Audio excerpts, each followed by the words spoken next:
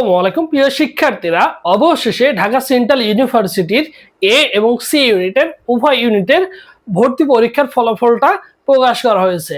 So তোমাদের মনের মধ্যে এখন অনেকের কনফিউজ বা কোশ্চেন যে ভাইয়া কত মেরিট লিস্ট পর্যন্ত ওয়েটিং থেকে আমি সাবজেক্ট পাবো, কারণ ঢাকা সেন্ট্রাল ইউনিভার্সিটিতে বিগত বছরে আমরা দেখেছি 3 ধাপে ভর্তি কার্যক্রম শেষ করে।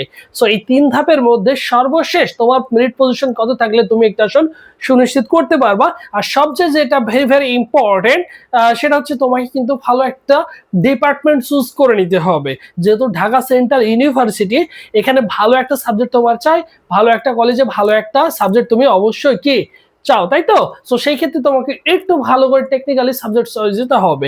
যেহেতু এখানে 7টা ইনস্টিটিউট রয়েছে, সেখানে 7টা ইনস্টিটিউটেও তোমার কিন্তু একই ধরনের সাবজেক্টগুলো রয়েছে। সো তুমি কিভাবে সাবজেক্ট চয়েস দিবা, কোন সাবজেক্টগুলো তোমাকে বেশি প্রায়োরিটি দেওয়া উচিত। একটা জিনিস মনে রাখবা, তোমার ইনস্টিটিউট যেটাই হোক না কেন, যেই কলেজে হোক না কেন, কোনো সমস্যা নেই, বাট তোমার সাবজেক্টটার দিকে একটু তুমি লক্ষ্য রাখবে, যেহেতু এটা নতুন একটা ইউনিভার্সিটি, ঠিক আছে? তাহলে দেখো ডিসিইউ রেজাল্ট প্রকাশ 2026 এ ইউনিট আসন সংখ্যা রয়েছে 4773টি আসন সংখ্যা রয়েছে। এখানে ওয়েটিং থেকে আমরা ধরে নিতে পারি 7000 প্লাস মাইনাস পর্যন্ত অনায়াসে চলে যাবে, যেটা বিগত বছরে গিয়েছে, ঠিক আছে? তাই হতাশ না হয়ে তুমি কি করতে হবে, অবশ্যই অপেক্ষা করতে হবে। এই যে 7000-এর কাছে তোমার পজিশন যেহেতু নিচে, তোমাকে একটু টেকনিক্যালি হইতে সাবজেক্ট দিতে হবে। অনেক ছেলে মেয়ে আছে দেখা যায় তার পজিশন হচ্ছে 4000, আসন সংখ্যা তো ভাইয়া 7000, প্রায় 5000-এর কাছাকাছি, তোমার পজিশন হচ্ছে 4000।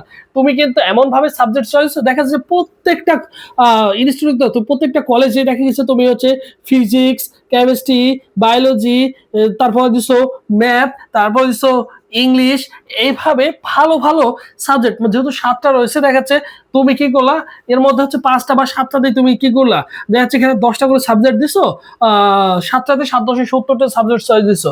আসলে দেখা গেছে তোমার পজিশন অনুসারে, তুমি নিজেও জানো তোমার এই পজিশনে তোমার এই টপ লেভেলের সাবজেক্ট গুলো আসবে না, এই লেভেলের সাবজেক্ট গুলো আসবে না। এর মানে এই নয় যে তুমি এই সাবজেক্ট গুলো চয়েস দিবে, হ্যাঁ তুমি এই সাবজেক্ট গুলো তো চয়েস দিবা, বরং এর সাথে আরো তোমাকে কিছু নর্মাল সাবজেক্ট রয়েছে, সেগুলো তোমাকে একটু কি করতে হবে, চয়েস দিতে হবে, ঠিক আছে? কম জনপ্রিয় যে সাবজেক্ট গুলো রয়েছে সেগুলো তোমাকে কিন্তু মাথায় রাখতে হবে, কারণ তুমি তোমার পজিশন 4000 তুমি দিয়ে রাখছো, এইগুলো আলটিমেটলি তোমার কোনো সাবজেক্ট আসবে না, তোমার পজিশন যদি আরো ভালো হয়ে থাকে, ঠিক আছে? এই ভুলটা করিও না, যেহেতু বিগত বছর এক্সপেরিয়েন্স থেকে বলছে, বিগত বছর ছেলেমেয়েরা যেগুলো করছে, ঠিক আছে? তাই সাবজেক্ট চয়েস সুন্দর করে আপডেট পেতে অবশ্যই ভাইদের ইউটিউব চ্যানেল সাবস্ক্রাইব করে রাখবা, যাতে যখন সাবজেক্ট চয়েস শুরু হবে তখন সুন্দর করে তোমাকে দেখিয়ে দেওয়া হবে যে এভাবে এভাবে তুমি সাবজেক্ট চয়েস গুলো দাও।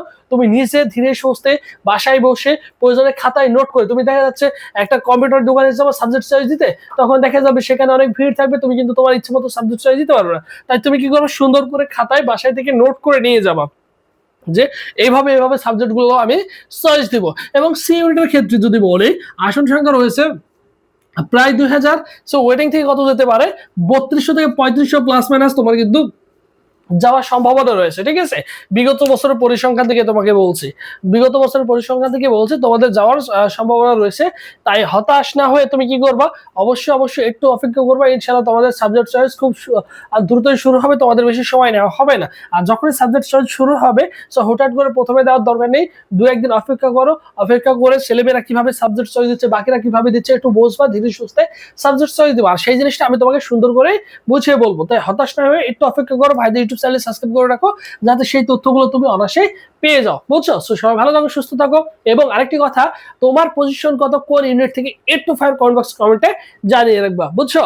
অবশ্যই ফায়ার কমেন্ট বক্সে কমেন্টে জানাবা তুমি কোন ইউনিট থেকে পরীক্ষা দিচ্ছ, তোমার পজিশন কত, মেরিট পজিশন কত, ঠিক আছে?